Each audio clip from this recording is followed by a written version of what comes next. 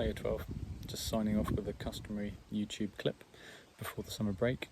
The other thing I'll do is I'll also post the light independent video for you later on today as well. So that should mean that pretty much photosynthesis, or at least the content, the good strong foundations behind it, will then be covered with the lessons that we've had in the school, but also the video side of things too as well. All right. A few students have asked me and have sort of said, well, what work is expected over the course of the summer? We are not going to be setting any formal work, to my understanding, but obviously keeping the work that we have reviewed, during lockdown period. That's been the work that actually students have said, actually that's the bit that I'm not quite getting. Everything we did in classes before, yep, I'm hunky-dory with that.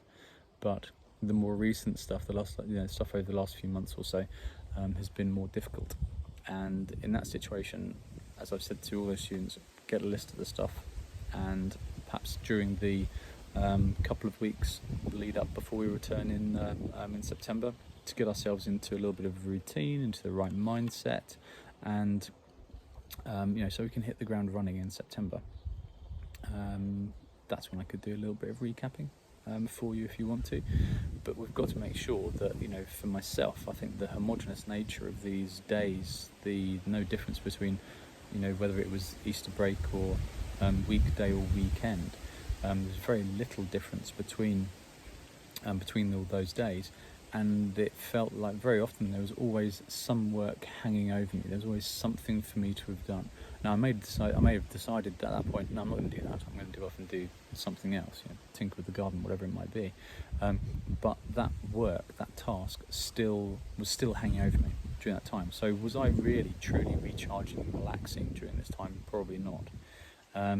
So by recognising that and trying to go through and dedicate some chunks of time to be focused on one thing, of rest and relaxation, is going to be an important part of the summer break for me. And I would suggest that yourselves, you can have a little bit of time reflecting on that too. There's often just an expectation that the students going from year 12 to 13 will be working over the summer break. I would say that your organisational skills, your independent working portfolio is significantly better than it once was back in year 12. So embrace that. Embrace the skills that you've gone through and developed over the course of this lockdown period. But when's it going to be best for you? Dedicate that time for relaxation. Is it going to be the start of the holidays, or is it going to be the end of the holidays, or in the middle? Entirely up to you. I actually prefer it towards the end.